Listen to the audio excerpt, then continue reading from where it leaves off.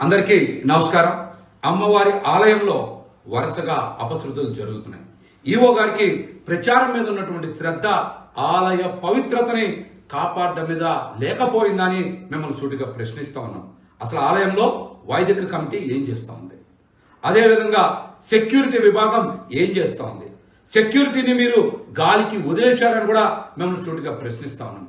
ఈ 15 రోజుల్లోనే అమ్మవారి ఆలయంలో విద్యుత్ సరఫరా నిలిచిపోవడం, తద్వారా అమ్మ సేవలకి భంగం వాటిల్లడం, అమ్మవారికి నైవేద్యం పెట్టే సమయంలో కూడా విద్యుత్ లేకపోవడం వలన చీకటిలోనే అమ్మవారికి నైవేద్యం సమర్పించడం లాంటి అపవిత్రత చోటు చేసుకుంది.